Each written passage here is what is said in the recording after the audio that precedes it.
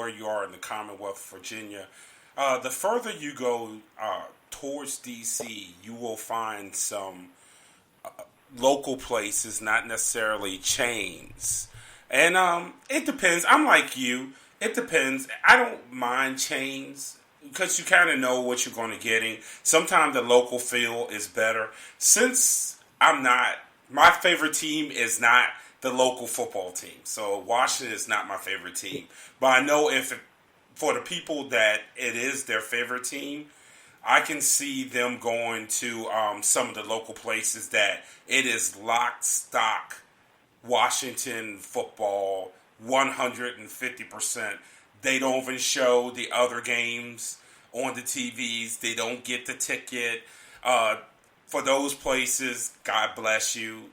That doesn't work for me because, like I said, Washington's not my favorite team. And even if it is, even if it was, rather, I would still want to go to a place where I could see multiple teams play, multiple games. Isn't that sort of the point of going out, is to have it where you can see everything? Absolutely. I mean, if you can, depending on the market, you're only going to, unless you get the red zone or the Sunday ticket, you're only going to get 2 games. So if you don't have the red zone or the ticket or the Sunday NFL ticket, and same thing with college, you're going to get the 2 local games, and then you got maybe ESPN. You want to go somewhere, you want to try to see all the games. There was a time where there was another place I almost forgot called, and I'm blanking on the name. It's another little cozy place, and I'm blanking on the restaurant name. It was one of those where we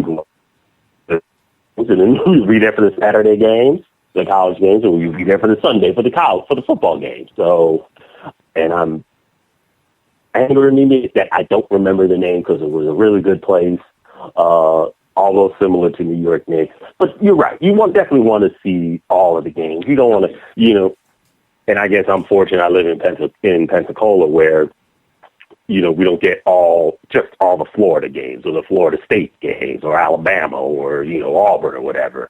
You want to see all of the games. You don't want to be limited to just, the local team or the nearby team. Oh, no doubt about it. No doubt about it. So we're up against a break. Like I said, for those wanting Pacquiao Mayweather 2, I will tell you this, and I will end it on this. More people that I spoke to were disappointed that Pacquiao didn't win than it was the type of fight it was. If that fight happened the way it did, but Pacquiao won, people would have been satisfied because what it all came down to was, I'm just here to see Floyd lose. And this is the person that everyone tells me that can beat Floyd. And that was a lot of the disappointment. So for some people, I know they would like to see the fight happen again because A, they feel like Pacquiao was really hurt when I don't. B, because Pacquiao fought a B-level fighter and pretty much dominated him. And C, if you take a look at Floyd, when Floyd was fighting regularly, he was always around his fighting weight as his walk-around weight. That's why Floyd in training was always so good, because his weight didn't blow up like Ricky Hatton, who they used to call Ricky Fatten. But if you saw him Saturday night, Floyd's fighting weight and Floyd's walking around weight has got greater distance in between. So that might also give some people some help. But I'm going to go to break. When we come back, we're going to talk about the NFL. When we get back, we'll talk about who we think is going to win the Monday night game. We're going to take a look at the Raiders, since a lot of people got on my timeline yesterday and they want to bash Oakland and try to say that they're fake and phony and so on and so forth and not a real contender.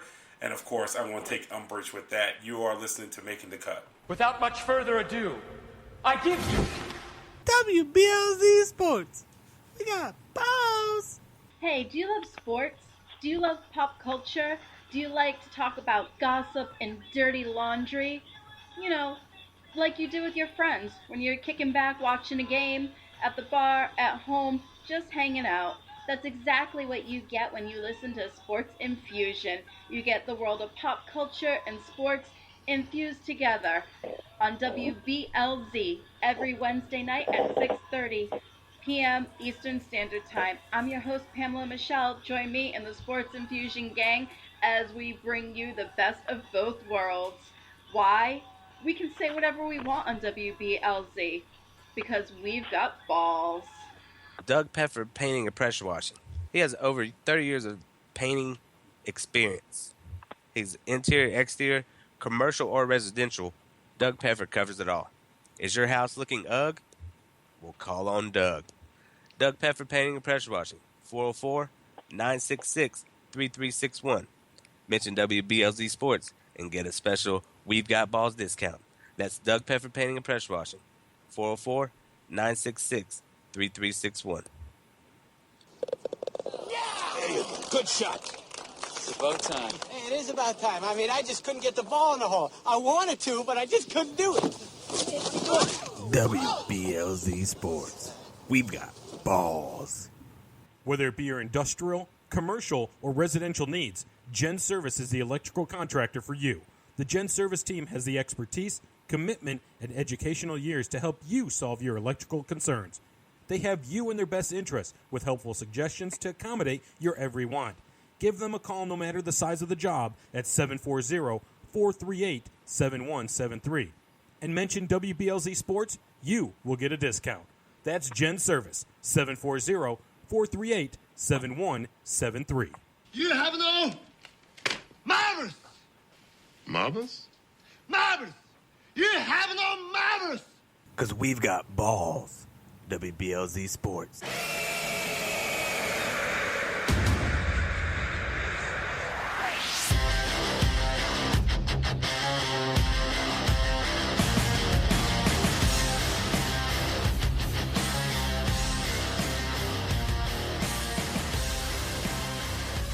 Welcome back to Make the Cut. This is your host, Marcus McWashington. I'm here with Brandon Blake. So tonight, Monday Night Football, we have the Buffalo Bills and the Seattle Seahawks. In a way, I think both of them need a win. Buffalo sits at 4-4. Seattle sits at 4-2-1. They do have the tie there, which actually works in their favor, putting them 2 games ahead of Arizona going into tonight. At 4-4, Buffalo is tied with Miami for second in the AFC East. First of all, before you give me your prediction, who do you think needs to win the game worse? Do you think it's Buffalo or do you think it's Seattle? I think Seattle. I think pretty much who needs to win the most. I'd say Buffalo because they need to keep pace in an AFC that's getting more log jammed by the day. Buffalo could really keep pace, I think. I think Seattle will be fine. I think Seattle will be fine because the rest of that division that they're in, I'm not too terribly all up in all four, in LA, San Francisco, Arizona. But Buffalo does need to win to keep pace in a very crowded AFC. But who? Okay, I agree with that. Buffalo definitely needs to win to keep pace. When I look at the AFC, it just seems that there's such a drop off once you get past New England and then the conglomerate in the AFC West. Then you have Houston at 5-3. And they don't seem like a 5-3 team. Baltimore is at 4-4. And then there's a log jam. The Dolphins 4-4. The Steelers 4-4. Buffalo 4-4. Indianapolis 4-5. San Diego 4-5. Tennessee 4-5. So I definitely agree with you. Buffalo needs to keep pace over there in the AFC. But when you look at this game tonight, what do you think is the deciding factor? Can Tyrod Taylor, in a very difficult environment, be able to navigate Buffalo into getting this into the fourth quarter with a chance to win? I think they can. It predicates on them needing to run the ball. I think Buffalo, their strength, I think, is running the ball. They have an offense that looks like it's geared towards running the ball, so they have to get a good game out of LaShawn McCoy, and also Tyrod Taylor making some plays with his legs. Now he also has to throw to keep them honest, but I think it keys with them, and it's such a cliche, but it's true. I think they have to run the ball, and they also have to stop the run. Seattle not a very good run offense this year, so they really have to, on the defensive side, really attack, basically turn Seattle into a one-dimensional team where they can stop Seattle's running attack while making Seattle one-dimensional. So I think it's a game that has to be won on the trenches, and a lot of cliches today, but it's true. They have to basically win this game in the trenches for Buffalo to have a chance. Now, going to last night, Sunday night game, it was Oakland and Denver, which obviously had my attention being a Raiders fan, but it also was for first place. And I thought that there were some things that Oakland needed to do if they wanted to even have a chance of winning last night. And one of the things I had said during the day was they would have to be able to run the ball.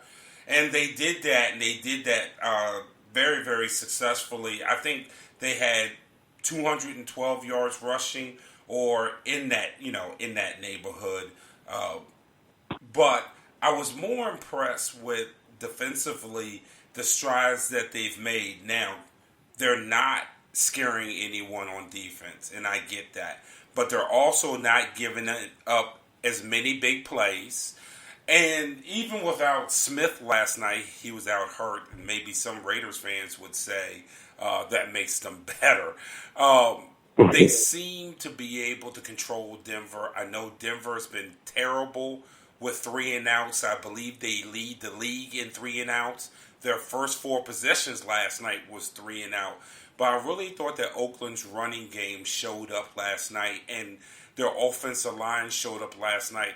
That had some people saying outside of Dallas, it might be the best run blocking offensive line in the league. I would not go that far. But when you look at Oakland, their run game, we've talked all year about Derek Carr, Amari Cooper, and Michael Crabtree. Now, Cooper and Crabtree didn't even have big games last night, yet Oakland dominated. When you see the Raiders, knowing that 3 of their last 4 games are on the road at all their division opponents, do you think they can sustain this and win the division? They're going to have to run. They're going to have to continue running the ball well, and they're also going to play the type of defense that they did last night against Denver. They're going to have some semblance of the defense that they played last night against Denver in order to clinch the division, because they're in a division where they still have one more game with Denver. I think Denver, for all their faults offensively, still carries a pretty good defense. Now that defense was banged up with some injuries, so they're going to get that. So by the time they play again on January 1st to end the season, Denver's defense should be healthy. And then also they got one more game against Kansas City. I believe that's going to be on Thursday night, on December 8th. You may know the schedule better than I do, but I know they get one more game in Arrowhead against Kansas City. So with that, I think they're going to have to continue to play good defense, and they're also going to have their run offense, particularly the running game, going to balance that out. As far as them winning the division, I still like Kansas City. I don't know how Kansas City does it. I mean, they don't do a lot that just wows you, or they're not dominant. They're not dominant, and they don't have anything. They don't have anything that just really. They don't have the wow factor in terms of, they don't have a top, in terms of anybody at the skills positions. But they seem to get it done, and that's all. And that's all that matters. Now they should have lost to Jacksonville yesterday, but neither here nor there, but they just seem to get things done, especially